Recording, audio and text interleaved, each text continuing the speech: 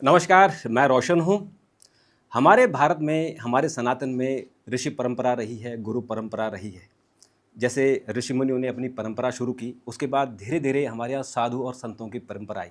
और आजकल एक नई परंपरा शुरू हुई है मोटिवेशनल स्पीकर की। मैं उन्हें आधुनिक संत कहता हूँ। वो थोड़ा सा सूट बूट में होते हैं, टाई पहने होते हैं, लेकिन वो समाज की सेवा कर रहे हैं, वो समाज को सिखा रहे हैं। ऐसे ही एक मोटिवेशनल स्पीकर शशीष कुमार तिवारी जी। शशीष जी हमारे साथ हैं। शशीष जी, आपका बहुत बहुत स्वागत है।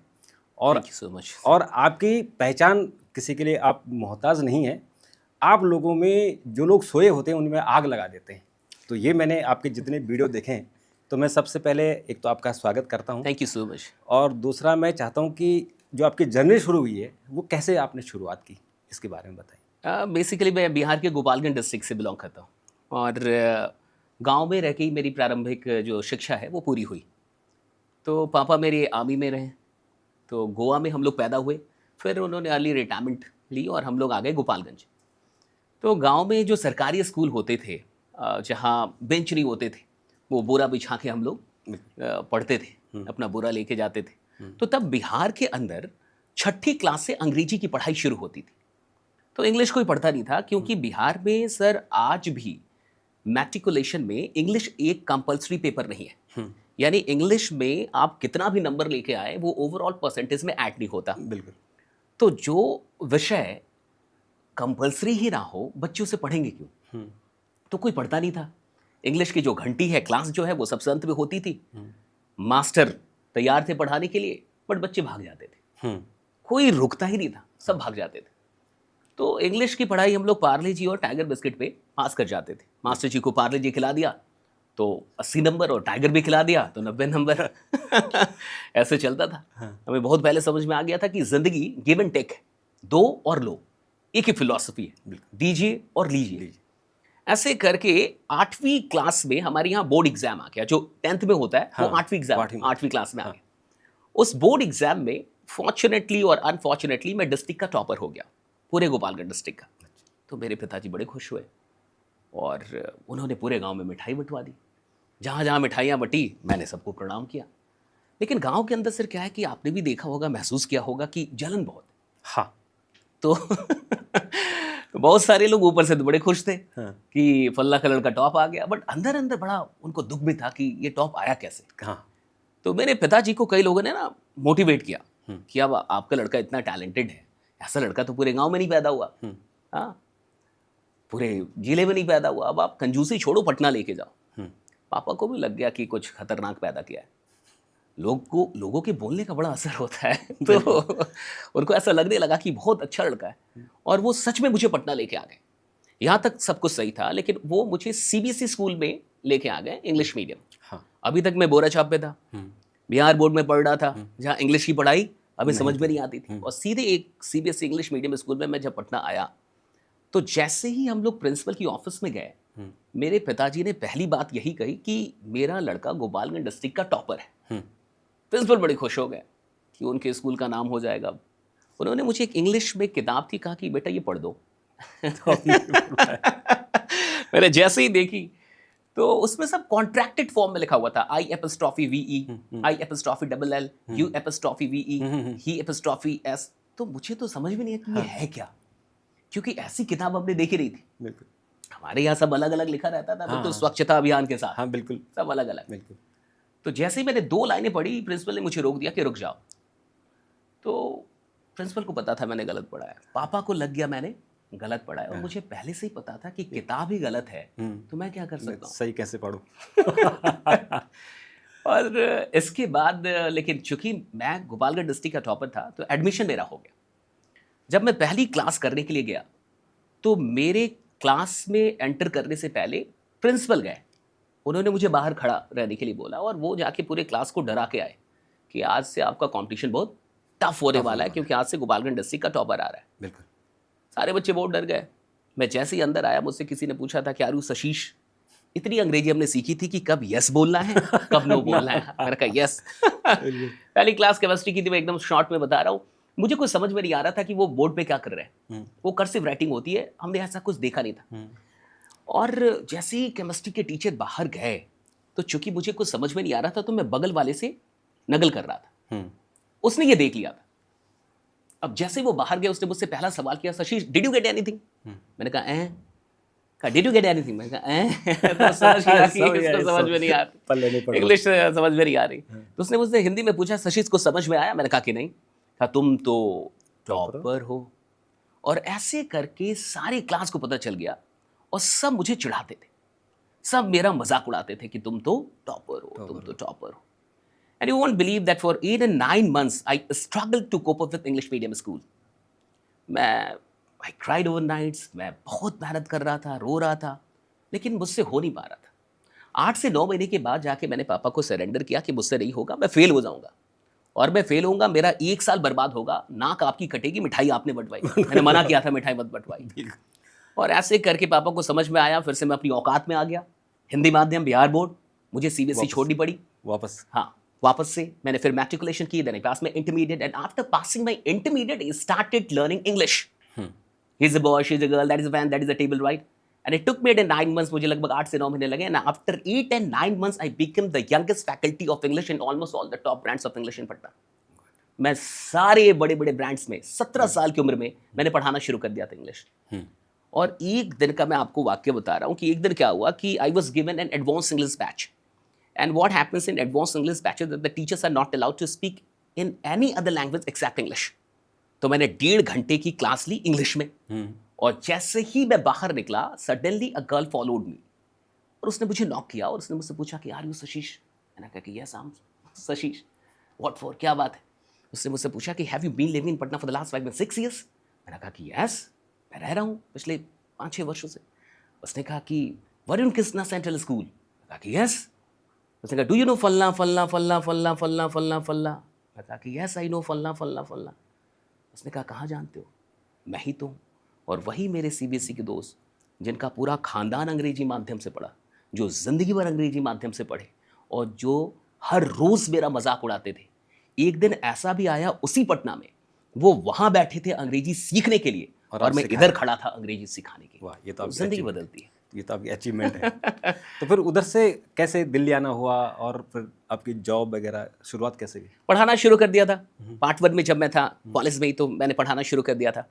और फिर मैं सेल्स की इंडस्ट्री में आया, टीम वर्क की इंडस्ट्री में आया, और धीरे धीरे मैंने वहाँ से ट्रेनिंग एंड ऑल को समझा।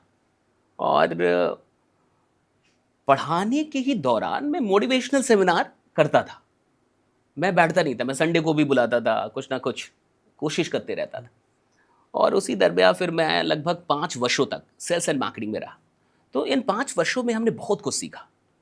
मतलब जो MBA करने के बाद आदमी नहीं सीख सकता, वो ज़मीनी स्तर पे जब आप जाके लोगों से बात करते हैं, रिजेक्ट होते हैं, कुछ बेचने की कोशिश करते हैं या उनको कन्विंस करने की कोशिश करते हैं, तो वो आपके अंदर जो वैल्यू ऐड ऑन करता है, वो मुझे नहीं लगता कि कोई डिग्री ऐड कर सकती है।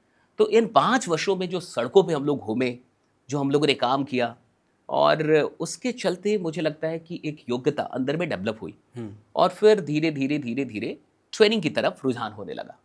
तो जो मोटिवेशनल स्पीकर की सबसे बड़ी जिम्मेदारी होती है कि वो सबसे पहले अपना इतना ज्ञान अर्जित करता है कि वो दूसरों को ज्ञान दे सके।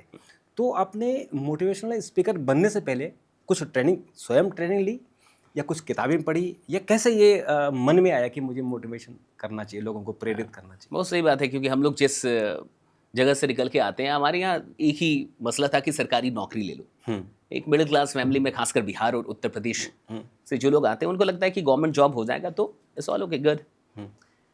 लेकिन मेरे अंदर ये चलने लगा कि अगर मैं सरकारी नौकरी करता हूँ तो मैं अपनी ज़िंदगी बदल लूँगा और अपने परिवार की ज़िंदगी बदल लूँगा, लेकिन अगर मैं नौकरी नहीं करता हूँ तो शायद मैं हज़ारों लोग की ज़िंदगी बदलने का ज़रिया बन सकता हूँ। तो मैंने इंडियन एयरफोर्स दिया था, मेरा उसमें सिलेक्शन हुआ था। 2 बार मैंने इंडियन एयरफोर्स का एग्जामिनेशन दिया था, और भी कुछ एग्जामिनेशन थी जिनकी मैं तैयारी कर रहा था, बैंकिंग एंड ऑल जो होते हैं। लेकिन फाइनली मेरे दिमाग में ये सेट हो गया कि मुझे नौकरी नहीं करनी है। तो जब नौकरी नहीं करनी है तो कुछ तो कर रहा है। और ये नहीं पता था कि मोटिवेशनल स्पीकर बन के या ट्रेनर बन के या कॉर्पोरेट ट्रेनर बन के भी कोई इंसान अपनी ज़िंदगी को जी सकता है और अपने सपनों को भी पूरा कर सकता है। तो ये तो हमें पता नहीं था। लेकिन मुझे ऐसा लगता है कि ज़िंदगी आपको चुनती है कुछ चीज़ों के लिए, आप नहीं चुनते हैं। तो चूँकि मुझे ऐसा कुछ पता नहीं था, बचपन से ऐसी कोई जानकारी नहीं थी, तो मुझे लगता है कि मुझे लाइफ ने चुना कि आप यहाँ पे आते हो, और डेस्टिनी पे मैं विश्वास करता हूँ, और वो मुझे लेके आई यहाँ तक। तो अभी मैं आपके कुछ वीडियो मैंने देखे तो मुझे कहीं कुछ कंट्राडिक्शन दिखा। जैसे अभी आपने कहा कि डेस्टिनी ऐसी है, लेकिन जब आप स्पीच देते हैं और लोगों को आप भड़काते हैं, जब आप उनको कहते हैं कि आप सो मत जागो, तो आप कहते हैं कि आप कर्तव्य करो और अपनी औकात से बाहर निकलो। बिल्कुल, है ना? तो एक तरफ आप कहते हैं कि औकात से बाहर निकलो, एक तरफ आप कहते हैं कि जो डेस्टिनी में वही मिलेगा। ये कैसा कंट्राडिक्शन है? देखिए, भाग्य भी उनके लिए काम करता है जो स्वयं के लिए काम करते हैं। अगर आप स्वयं के लिए काम नहीं कर रहे हैं तो भाग्य भी आपके लिए काम नहीं करेगा। तो जो लोग मेहनत कर रहे होते हैं, भाग्य उनका साथ देता है। आज अगर कोई भी इंसान जी तोड़ मेहनत कर रहा है, तो कल ऐसा हो सकता है कि भाग्य उसके लिए कोई ना कोई रास्ता निकाले, ये ब्रह्मांड उसके लिए कोई रास्ता निकाल दे। लेकिन जो खुद ही बैठ गया है, जो कंफर्ट जोन में है, जो अपना 100% नहीं दे रहा, अगर उसके भाग्य में भी कुछ लिखा होगा तो वो भी उससे छीन लिया जाएगा, वो भी उसको नहीं मिलेगा। भाग्य कुल मिला के हमारे अच्छे कर्मों का योग है। हम जितने भी अच्छे कर्म कर रहे हैं, उन्हीं के योग से, उन्हीं का प्रतिफल है भाग्य। तो भाग्य हम खुद ही अपना निर्माण करते हैं। तो जो इंसान मेहनत करेगा, जो इंसान अच्छा, मेरी डेस्टिनी ने मुझे अच्छा रास्ता दिया है, मुझे अच्छी जगह पहुंचाया है। मैं टीचर था, सबसे पहले तो मैं सरकारी नौकरी की तैयारी करने के लिए पटना आया। मैं उसके लिए दौड़ रहा था, एयरफोर्स में जाने के लिए 7-7 चक्कर लगा रहा था। फिर मैं एक फैकल्टी बन गया, पढ़ा रहा था। हाँ, मैं भागलपुर में भी पढ़ाया लगभग 4 वर्षों तक मैंने। मुझे कितने लोग जानते होंगे जब मैं पढ़ा रहा हूँगा, कुछ लोग जानते होंगे। फिर डेस्टिनी ने मुझे यहाँ पे लेके, और आज मुझे करोड़ों लोग जान रहे हैं। तो डेस्टिनी मेरे साथ बुरा कहाँ कर रही है, अच्छा करते चली जा रही है। क्यों? क्योंकि मैं मेहनत करता चला जा रहा हूँ। तो जो इंसान अपने जीवन में ईमानदारी से अपना 100% अपने काम को देगा, डेस्टिनी उसके लिए नए रास्ते निकालेगी। और मुझे लगता है सर, ये पूरा ब्रह्मांड लॉ ऑफ रिप्लेसमेंट पे काम करता है। ये मेरा अपना एक ऑब्जर्वेशन है कि ये लॉ ऑफ रिप्लेसमेंट है। कल मैं पढ़ा रहा था, आज वहाँ मेरे पढ़ाए गए बच्चे पढ़ा रहे, जिनको मैंने पढ़ाया आज वो टीचर हैं। मैं यहाँ आ गया, यहाँ कोई और आ गया है।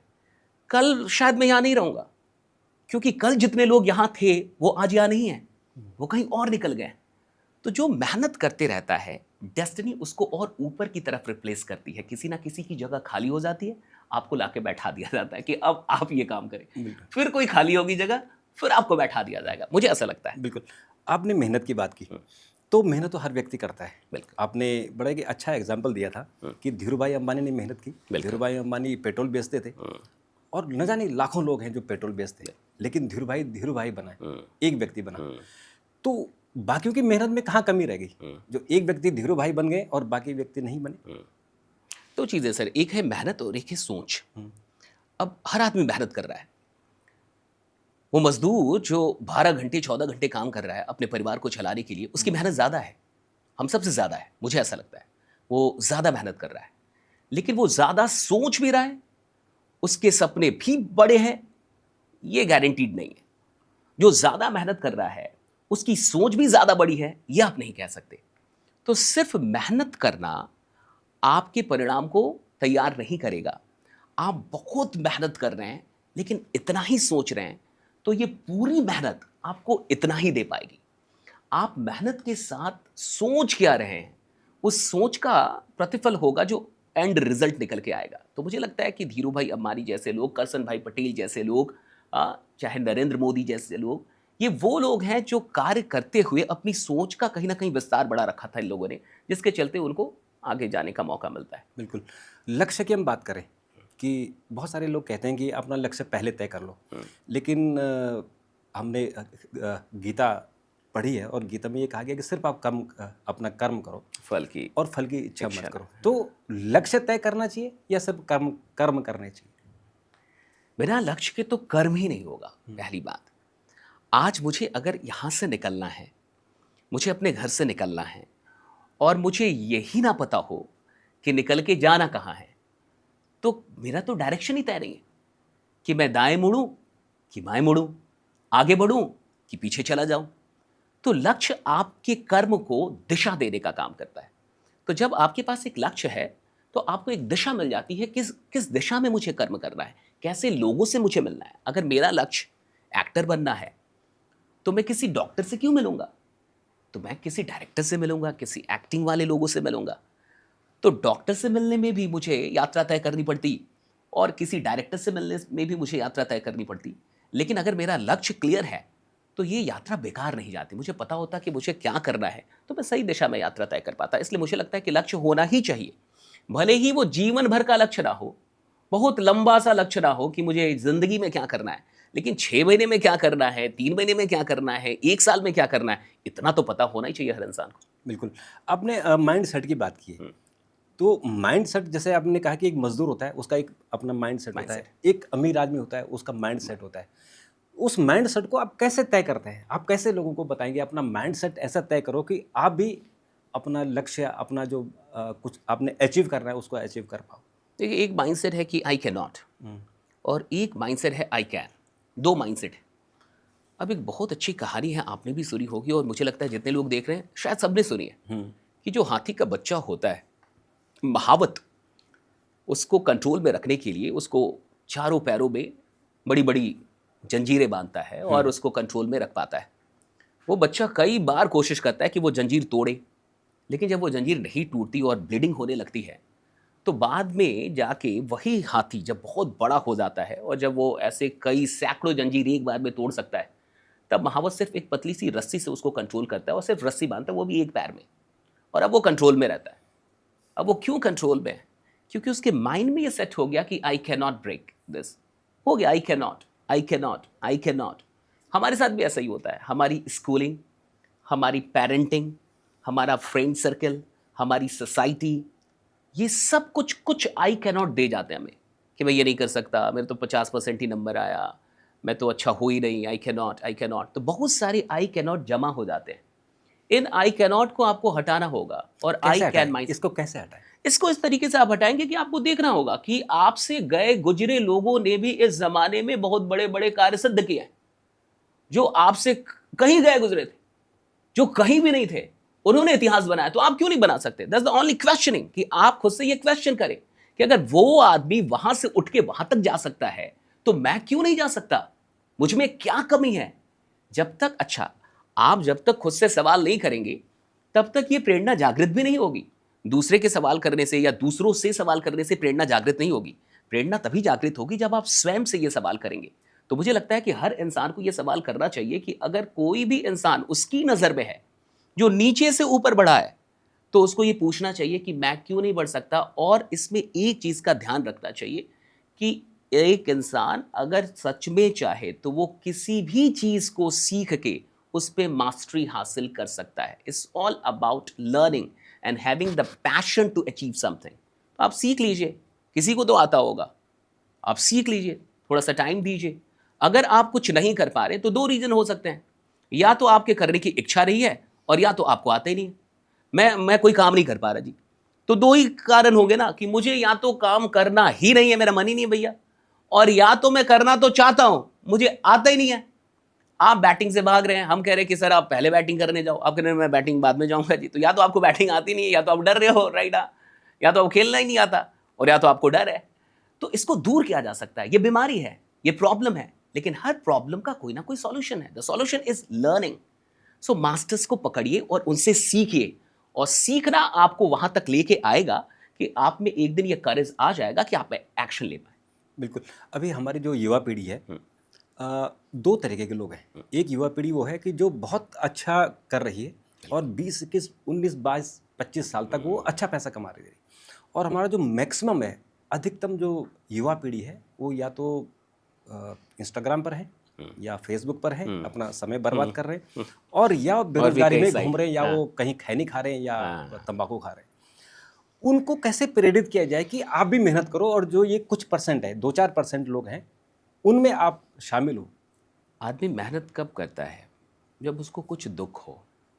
अगर मुझे अपने प्रेजेंट कंडीशन से कोई दुख नहीं है, तो मैं क्यों ज़्यादा एफर्ट लगाऊंगा, क्यों मेहनत करूंगा?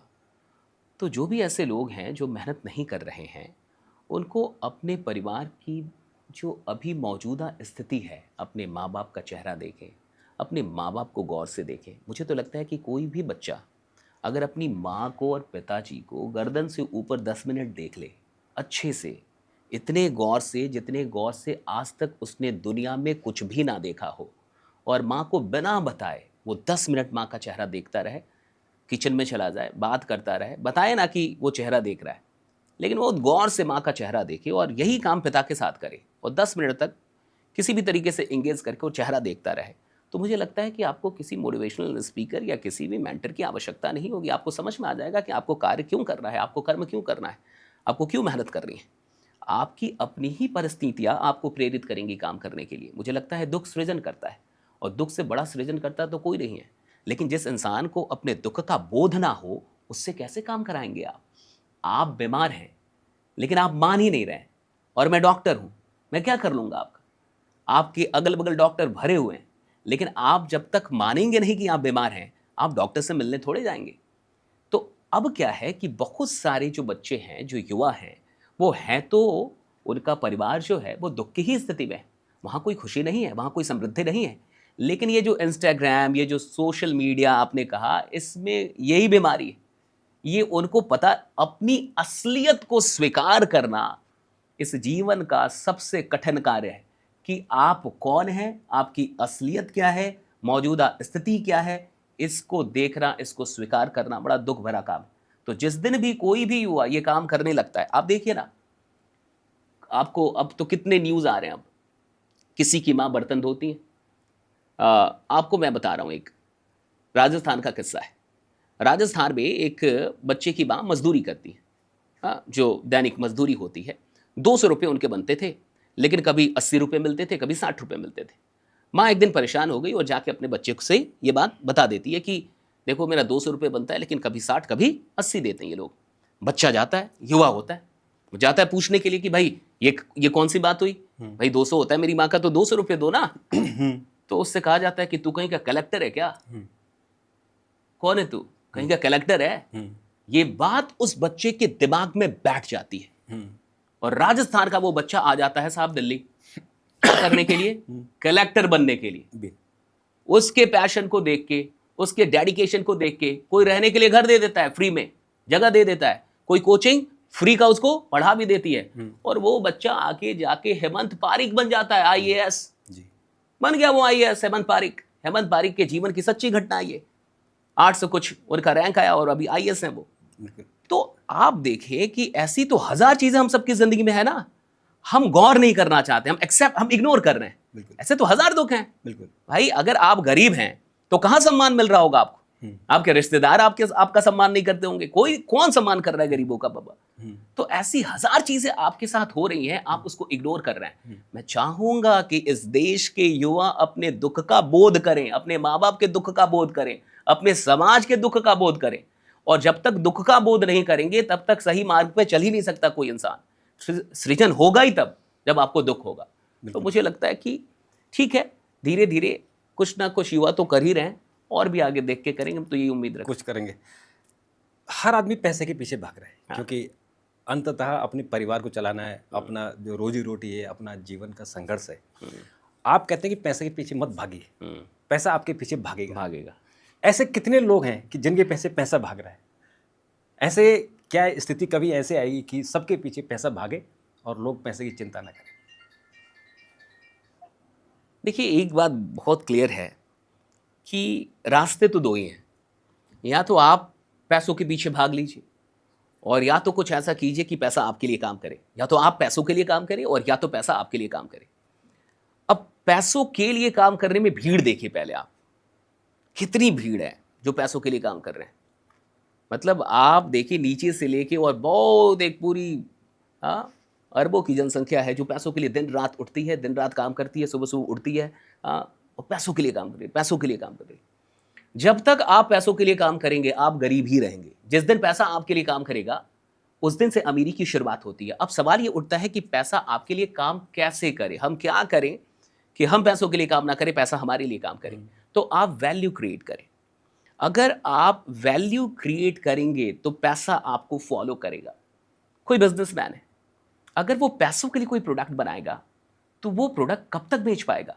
लेकिन अगर वो प्रोडक्ट वैल्यू एडिशन के लिए बना रहा है तो पैसा लोग अपने आप पे करेंगे। आज एप्पल लोग 1.5 लाख में खरीदने के लिए तैयार है, 2 लाख में एप्पल खरीद रहे हैं, आईफोन खरीद रहे हैं, क्यों? कुछ तो वैल्यू देती ही होगी, चाहे वो स्टेटस का हो, किसी भी चीज़ का हो, सेफ्टी का हो। तो जब आप अपने ऊपर काम करेंगे और वैल्यू क्रिएट करेंगे तो पैसा आपको फॉलो करेगा। और ऐसे बहुत लोग हैं, मुझे लगता है कि जो भी बड़े लोग हैं वो पैसों के लिए काम नहीं करते, वो किसी ना किसी बड़े पर्पस के लिए काम करते हैं, और सच यही है कि पैसा उनको फॉलो कर रहा होता है। एक हमारे जो हिंदुस्तान में हमारी जो शिक्षा नीति है, उस पर आपने भी कई बार बात की है और भी बहुत सारे लोगों ने बात की कि हमारी शिक्षा नीति अप टू द मार्क नहीं है। जो हमें पढ़ाया जा रहा है, जब हम स्कूल से या कॉलेज से निकलते हैं तो हमें रोज़गार नहीं मिलता, क्योंकि जो रोज़गार के लिए चाहिए वो हमारे कॉलेज में उसको पढ़ाया नहीं जाता। हमारे शिक्षा नीति में क्या होना चाहिए कि जैसे अभी आप देख रहे हैं कि 1 घंटे की मास्टर क्लास होती है, 3 घंटे की मास्टर क्लास होती है, अधिकतम एक हफ्ते की। 1 हफ्ते में आदमी AI एक्सपर्ट बन जाता है और AI से सारी दुनिया चला रहा है आज। क्या हमें किया जाए या हमारी गवर्नमेंट को किया जाए कि हमारी जो एजुकेशन सिस्टम है उसको चेंज किया जाए और हमारे युवाओं को ऐसी कोई शिक्षा दी जाए कि वो जैसे ही बाहर निकले तो रोज़गार उनका इंतज़ार कर रहा हो। ये तो बहुत बड़ी बात होगी और मुझे लगता है कि इसके लिए बहुत विद्वान लोग हैं जो शिक्षा की नीतियों पे काम करें। उससे पहले थोड़ी और बेसिक बात मैं आपसे करना चाहूँगा। जी। मुझे लगता है पहले तो शिक्षा हो, बाद में आप बाकी चीज़ें सोचेंगे एंड करेंगे। आप देखिए सरकारी स्कूलों की स्थिति, आप जाइए सरकारी विश्वविद्यालयों में, आप छोड़ दीजिए सेंट्रल यूनिवर्सिटीज़ को, कुछ एकाध जो यूनिवर्सिटीज़ हैं, दिल्ली यूनिवर्सिटी और बड़े बड़े जो कुछ एकाध केंद्रीय विश्वविद्यालय हैं, ये देश तो कैप्चर नहीं करते। आप आइए भागलपुर, आप आइए सहरसा, आप आइए दरभंगा, आप जाइए किसी भोपाल के किसी छोटे जिले में और जाके वहाँ के कॉलेजेस की पहले स्थिति देखिए और सरकारी स्कूलों की स्थिति देखिए। क्या वहाँ पढ़ाई हो रही है? कोई ईमानदारी से कह दे कि पढ़ाई हो रही है।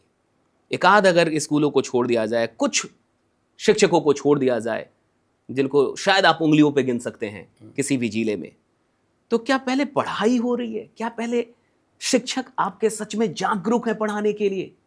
क्या आपके प्रोफेसर्स मरे जा रहे हैं पढ़ाने के लिए और क्लास लेने के लिए? क्या आप ये भावना भी अभी क्रिएट कर पाए हैं? आप बाद में शिक्षा नीति बनाएंगे, बाद में AI लेके आएंगे, बाद में आप कुछ भी लेके आएंगे। पहले क्या आपका जो ह्यूमन रिसोर्स है वो सच में डेडिकेटेड है? सच में वो अपनी रेस्पॉन्सिबिलिटी और रोल को समझता है? क्या वो अपने इंपॉर्टेंस को समझता है? क्या मुझे लगता है कि इस देश को अगर बड़ा बनाना है तो आप बड़े बड़े कॉलेज बना के ये देश बड़ा नहीं बनेगा। प्राथमिक शिक्षा अच्छी होनी चाहिए। जिस बच्चे की प्राइमरी एजुकेशन खराब हो जाएगी, आप उससे क्या उम्मीद कर रहे हैं? उसका तो आत्मविश्वास ही गड़बड़ पड़ा हुआ है, वो उसका तो आत्मविश्वास ही डोला हुआ है। सबसे जरूरी अगर इस देश में कुछ है तो वो है कि प्राइमरी स्कूलों में हम कैसे फैकल्टीज बहाल कर रहे हैं। प्राइमरी स्कूल में अगर आपके देश का बेस्ट ब्रेन नहीं पढ़ा रहा तो आप तो जड़ को ही बढ़िया से नहीं सींच पा रहे, और जब जड़ को ही आप अच्छे से नहीं सींचेंगे तो बाद में आप बना लीजिए कितने भी बड़े बड़े विश्वविद्यालय, क्या होना है? मैं भी इनको ये जो अभी नए नए बच्चे हैं जिनकी मैं चर्चा कर रहा था, बड़े बड़े मिलीनियर हो गए हैं, वो सारे ड्रॉप आउट है। कोई 9th फेल है, कोई 10th फेल है, मतलब किसी ने भी ग्रेजुएशन नहीं किया। तो कहीं उसका असर तो यही कि हमारी शिक्षा नीति ठीक नहीं है, हमारा एजुकेशन सिस्टम ठीक नहीं है, इसको छोड़कर और वो इस मैं तो कह रहा हूँ सर सिस्टम भी सही है। मैं तो कह रहा हूँ कि सिस्टम में जो लोग हैं या सिस्टम में जो भी हमारे पास ह्यूमन रिसोर्स, ये जो फोर्स है, हम उनको ठीक करके तो देखें पहले। मैं तो कहता हूँ मैं तो वही शिक्षा लेके आया हूँ, और ऐसे मेरे जैसे हजारों लोग हैं इस देश में, लाखों लोग हैं। आप छोड़ दीजिए कुछ नामों को जो कहीं से कॉलेज ड्रॉप आउट करते के आते हैं और करोड़ों की कंपनी बना जाते हैं। वो तो 4 होंगे, मैं कहता हूँ 10 होंगे, 100 होंगे, लेकिन लाखों लोग ऐसे हैं जो इन्हीं विश्वविद्यालयों से पढ़ के, इन्हीं शिक्षा नीतियों से पढ़ के और आज बड़े बड़े पदों पे बैठ के इस देश को चला रहे हैं, इस देश को कहीं ना कहीं योगदान दे रहे हैं। तो मैं तो कह रहा हूं कि शिक्षा ठीक कर लें, हम जो चीजें उसको तो ठीक करके देखें पहले ईमानदारी से। और इसमें मुझे लगता है कि सरकार की मंशा काम आती है कि आपकी मंशा है कि नहीं। देखिए स्कूल बना देना, बड़े बड़े दीवार और इंफ्रास्ट्रक्चर खड़ा करना, खूब सारे टीचर बहाल कर देना, खिचड़ी चला देना, कोई योजना ला देना, ये सब कुछ बहुत बढ़िया है, लेकिन अगर अंदर की मंशा ना हो कि बच्चे पढ़ें तो फिर नहीं पढ़ पाए। तो मुझे तो लगता है कि ये अंदर झांकने की जरूरत है। सरकारों को, सिस्टम को, जो लोग हैं, शिक्षकों को, सब अपने अंदर झांके ना। सबका दायित्व, मैं एक आदमी का नहीं कह रहा, दायित्व तो सबका है। बिल्कुल। तो आपने कहा कि संगत अच्छी होनी चाहिए, और ये बात बिल्कुल सही है कि अगर आप गलत संगत में जाएंगे तो आपका स्वभाव गलत होगा, अच्छी संगत में जाएंगे, संतों की संगत में जाएंगे तो अच्छा होगा।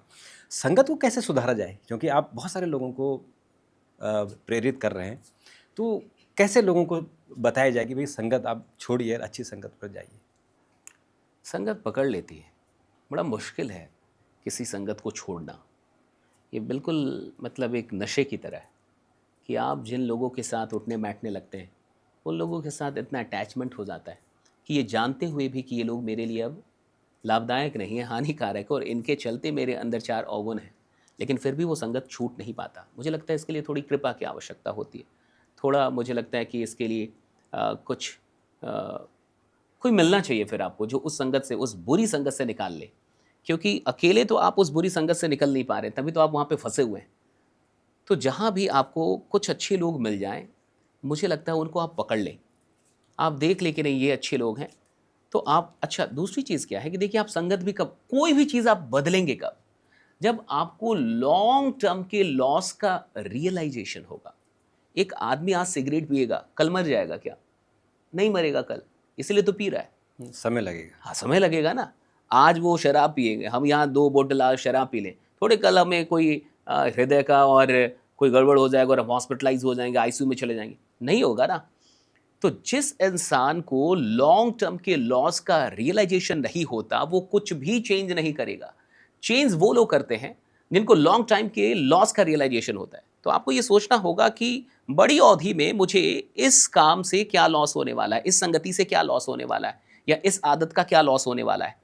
मैं सबको कहूँगा कि वो बड़ी अवधि में लॉस के बारे में सोचे, लॉन्ग टर्म लॉस के बारे में सोचे, तब जाके शायद आपको बदलने की थोड़ी सी प्रेरणा आए और हिम्मत आए। सफलता और असफलता, इन दोनों में थोड़ा सा भेद बताइए, क्योंकि जो असफल हैं एक समय ऐसा आता है कि वही बहुत सफल होते हैं, लेकिन कुछ लोग छोटी सी सफलता देखने में उसमें खुश हो जाते हैं, पूरी अपनी रिटायरमेंट लाइफ निकाल लेते हैं। तो उसको कैसे, उसको भेद करेंगे और कैसे लोगों को समझाएंगे कि भाई ये सफलता एक टेम्प्रोरी फेज़ है और असफल होके सफल होना एक दूसरा फेज़ है? चूँकि सफलता असफलता थोड़ा सा ये मुझे लगता है कि एक पर्सनल मैटर जैसा है, एक पर्सनल अफेयर है। हर आदमी के सफलता और असफलता का मापदंड और उसकी परिभाषाएं अलग अलग हो सकती हैं। फिर भी मुझसे अगर आप कहेंगे तो मैं कहूँगा कि ईमानदार होना सबसे बड़ी सफलता है। कि क्या आप आईने में खुद को देख के, अपनी आँखों से आँखें मिला के ये कह सकते हैं कि मैंने जो कार्य किया उसमें मैंने अपना 100% दिया? अगर आप ये कह सकते हैं, आप सफल हैं। मायने ही नहीं रखता कि वो सो कॉल्ड सक्सेस आपको मिली या नहीं मिली। आप किसी कार्य को सिद्ध करने के लिए मेहनत कर रहे थे, 2 वर्षों तक आपने मेहनत की।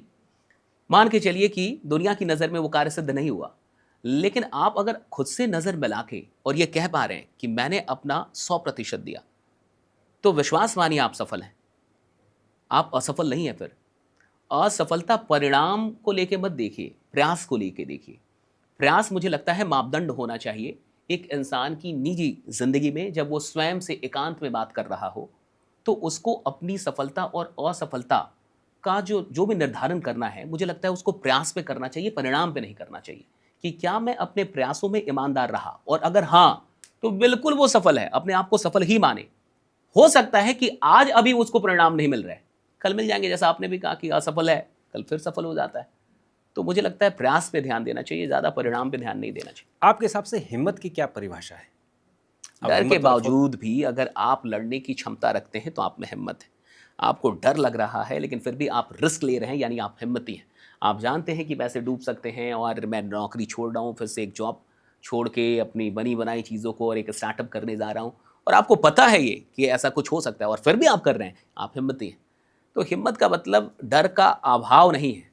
हिम्मत का मतलब है कि डर है लेकिन फिर भी आप काम करने के लिए तैयार हैं, आप सही स्टेप लेने के लिए तैयार हैं।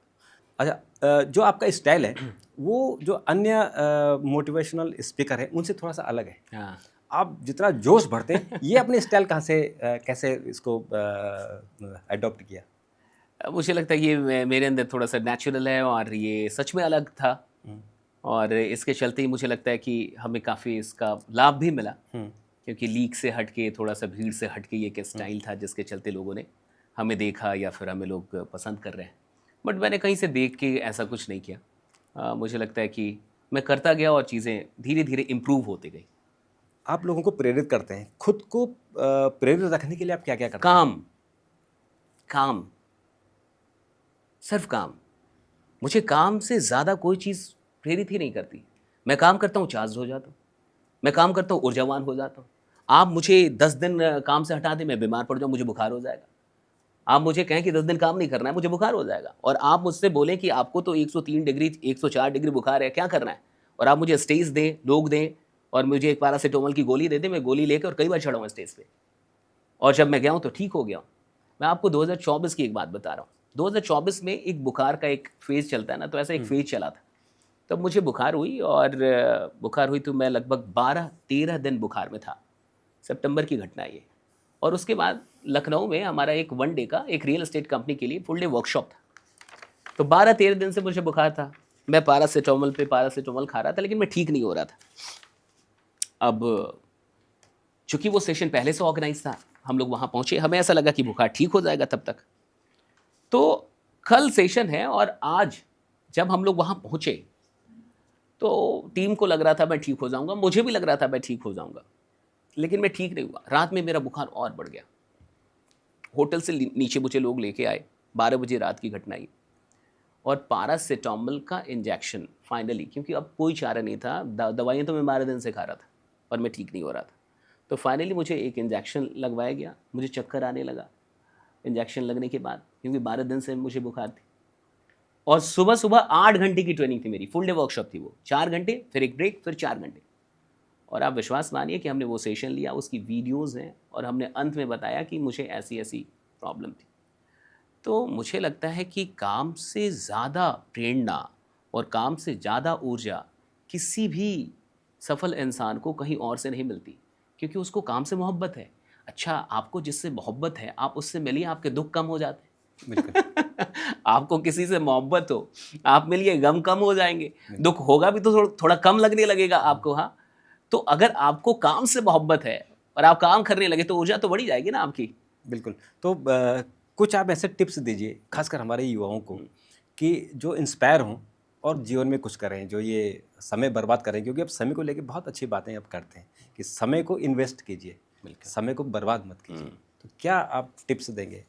मेरा एक सिंपल सा मंत्र है कि आप हर घंटे अपने आप से पूछिए कि अगले 1 घंटे मुझे क्या करना है। वेरी सिंपल मंत्र फॉर टाइम मैनेजमेंट, कि आप घड़ी देखिए कि अच्छा 2 बज गए, 3 बजे तक मुझे क्या करना है, what is my goal for the next 1 hour, अगले 1 घंटे के लिए मेरा गोल क्या है। अच्छा, आपका गोल है बर्बाद करना टाइम, तो लिखिए कि अगले 1 घंटे का गोल टाइम बर्बाद करना है, अब कीजिए। अज्ञानता में, अज्ञानवश वक्त बर्बाद मत कीजिए, जान के कीजिए। मैं ये नहीं कह रहा कि आप वक्त बर्बाद मत कीजिए, कीजिए, जानकारी में कीजिए, होश में कीजिए, बेहोशी में मत कीजिए कि भाई वक्त बर्बाद हो गया जी, 24 निकल गया जी, 25 निकल गया जी, 5 साल निकल गए जी, अरे पता ही नहीं, पता रहे कि आप वक्त बर्बाद कर रहे हैं। वक्त बर्बाद करना खराब नहीं है, बेहोशी में वक्त बर्बाद करना खराब है। आप लिखिए कि अभी मैं 1 घंटे फेसबुक चलाऊंगा, अभी मैं 1 घंटे रील्स देखूंगा, और देखिए, और खराब रील्स देखूंगा, देखिए, खराब वीडियोस देखूंगा, देखिए, लिख के देखिए ना, अगर आपकी हिम्मत है तो, अगर आपकी हिम्मत है तो लिख के देखिए आप, और लिख के कोई ये काम करके देखे। आपके अंदर एक चेतना है ना, आपकी एक अंतर आत्मा है। आप बुरे हैं, वो आत्मा तो परमात्मा का अंश है, वो थोड़े बुरा है। आपकी प्रकृति तो अच्छी ही है, आप पैदाइशी थोड़े बुरे यहां आए हैं। पैदाइशी तो हर आदमी परमात्मा का अंश है, वो तो अभी भी है ना उस आदमी के अंदर, जो बहुत ही बुरा क्यों ना हो, बेहोशी में। तो लिखने से और उसके बाद करने से वो होश में आता है, और जब होश में आके आप ये 30 दिन कर लेंगे, 31वें दिन आपकी अंतरात्मा आपको झकझोर देगी, आप वक्त ही नहीं बर्बाद कर पाएंगे। कर ही नहीं सकते। सोना नहीं है, समय बर्बाद ही नहीं करना है, नहीं हो पाएगा। एक समय आपको, एक मिनट आपका काउंट होना चाहिए, कीमती है। लेकिन खेलिए, यूथ है तो खेलें, बिल्कुल खेलें, वीडियोस भी देखें, मूवीज देखें। मैं बहुत मूवीज देखता हूं, मैं आपको बताऊं, मैं कोई मूवी छोड़ता नहीं जनरली। हॉल में जाके मुझे मूवीज देखने होते हैं। तो मैं बचपन में भी, हमारे यहाँ नेपाल टेलीविजन होता था, वो नेपाल टीवी पे शनिवार को 2 बजे से मूवी आती थी। तो जब शनिवार को 2 बजे से मूवी आती थी तो शनिवार को 4 बजे सुबह से लेके 1:30 तक मैं पढ़ता रहता था। क्यों? मूवी देखने जाए। मूवी देख तो पढ़ा कितना? इतना। मूवी कितनी देखी? इतनी। ये अच्छा है। कि समय आपने सदुपयोग किया। यस, आप 8 घंटे पढ़ के 2 घंटे कुछ खेलते हैं या आप कुछ देखते हैं, इट्स ऑल गुड। लेकिन पता चला कि 8 घंटे देखते हैं, 2 घंटे पढ़ते हैं, ये खराब है।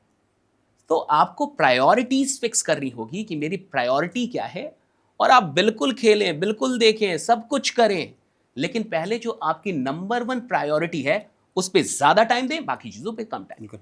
मैं एक सवाल आपसे पूछना चाहता हूँ, अगर आप चाहें तो जवाब दे सकते हैं और नहीं चाहे तो नहीं दे सकते। ये जो मोटिवेशनल स्पीकर का मार्केट है, बाजार है, क्योंकि एक से एक बड़े स्पीकर यहाँ आए हैं और कुछ लोगों को शिक्षित कर रहे हैं और इंस्पायर कर रहे हैं, कुछ लोग अपना पैसा इसमें मोटा कर रहे हैं। क्या लग रहा है कितना बड़ा मार्केट है ये, और क्यों इस तरफ लोग ज़्यादा आ रहे हैं? देखिए, मार्केट बहुत बड़ा है, आने वाले टाइम में और बड़ा होते जाएगा। क्यों होते जाएगा ये समझिए। आईटी और ये पूरी दुनिया, ये सोशल मीडिया एंड ऑल, ये धीरे धीरे और डेवलप होते जाएंगे। अब एआई आ रहा है एंड ऑल, आप फ्रस्ट्रेशन में जा रहे हैं, आप डिप्रेशन में जा रहे हैं। आदमी को जो करना है वो अगर वो नहीं कर पाता है ना, वो फ्रस्ट्रेटेड हो जाता है। आपको पता है कि आप अच्छे हैं, आपको पता है कि आप 100 ला सकते हैं, और तब आप 70 लाते हैं तो फ्रस्ट्रेशन आता है। तब नहीं आएगा कि जब आपको पता था कि 60 आना है और आ गया 50, तब नहीं आएगा।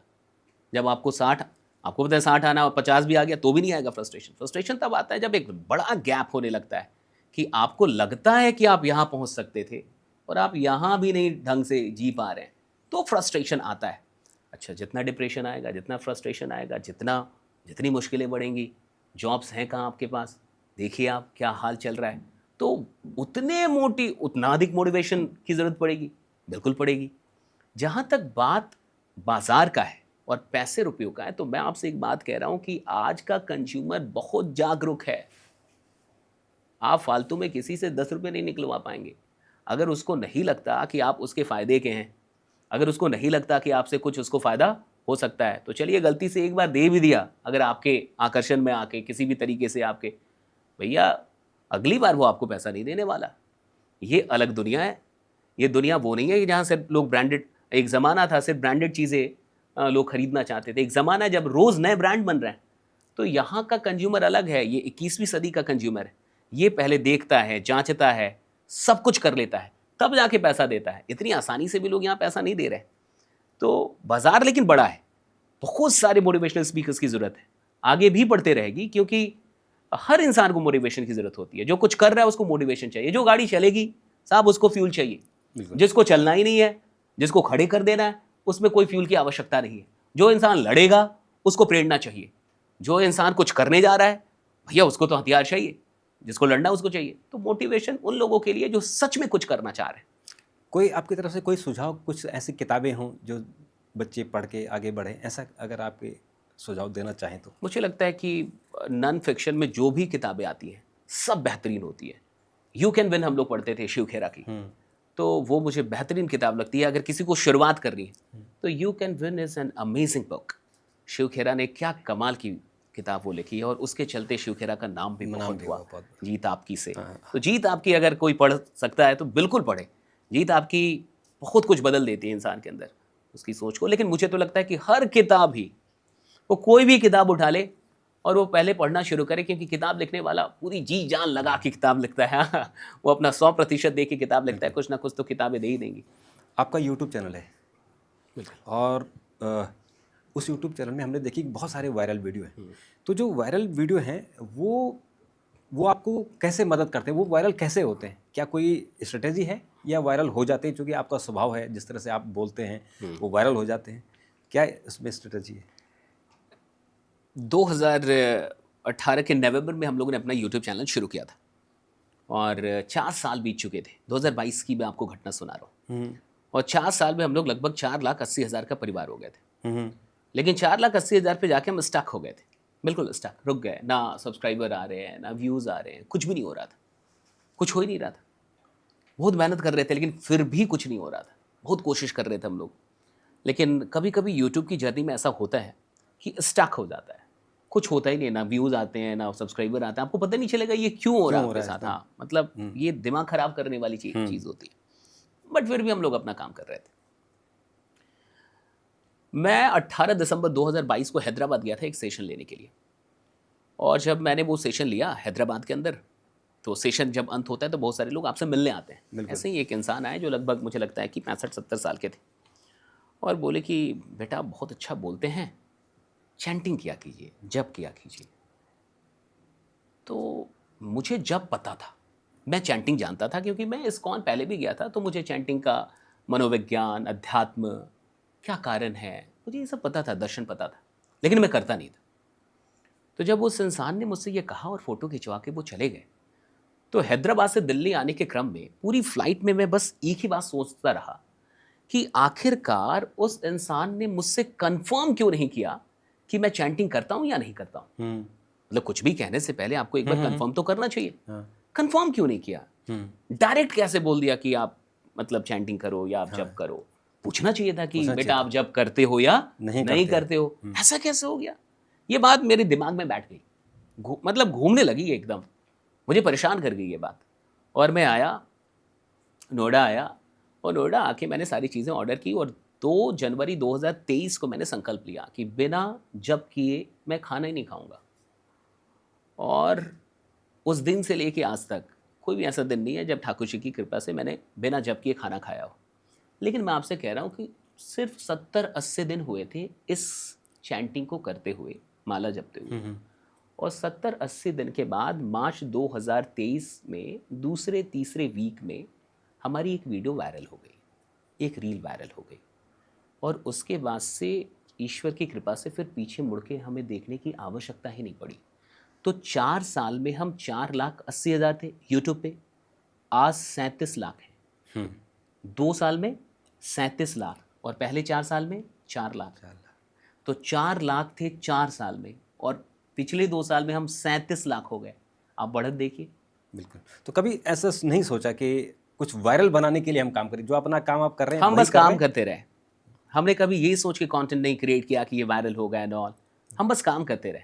अच्छा, आपके मैंने देखा कि बहुत सारे लोग आपके मीम भी बनाते हैं, तो उसके लिए जो इंटरनेट पर मीम चलते हैं उसको लेकर लगता है कभी कि ये नेगेटिव जा रहा है या पॉजिटिव? मैंने आपको तो बताई था, उसकी कहानी मैंने आपको बताई कि we don't care about that. देखिए, आप जो है नहीं उसमें आप ध्यान ही क्यों देंगे, तो हमें उससे कोई फर्क ही नहीं पड़ता। अब वो कितने इतने, उससे जानने वाले लोग मुझे इतने, मेरे काम से जाने वाले। हाँ? तो आप क्या कर सकते हैं, आप अपनी ज़िंदगी में कभी भी जब अगर कोई भी चीज़ आपके अगेंस्ट जा रही है उससे लड़िए मत। आप किसी लकीर को छोटा करने के लिए उसको मिटाने की क्या आवश्यकता है, बड़ी लकीर खींच दीजिए ना। बिल्कुल, हमने बड़ी लकीर खींचने का काम किया ठाकुर जी की कृपा से। बिल्कुल। तो मुझे लगता है कि वहाँ के बाद फिर हमें पीछे मुड़ के देखने की आवश्यकता नहीं पड़ी। बिल्कुल। तो मुझे लगता है कि आज जो हमारे दर्शक हैं, हमारे पाठक हैं, उनको बहुत सारी चीज़ें सुनने को, समझने को और अपने जीवन में इम्प्लीमेंट करने को मिला होगा। और जिन लोगों को शशीष जी के वीडियो देखने हैं, जो इंस्पायर करते हैं, जो आग लगाते हैं आपके मन में, आपको प्रेरित करते हैं, ज़रूर देखिए SKT ऑफिशियल, ज़रूर देखिए। मैं लिंक भी डाल दूँगा। तो शशीष जी, आपने बात की, आपका बहुत बहुत धन्यवाद। Thank you so much. आपसे मुलाकात होती रही। थैंक यू सो मच, आपने मुझे बुलाया, बहुत बहुत शुक्रिया। Thank you. धन्यवाद।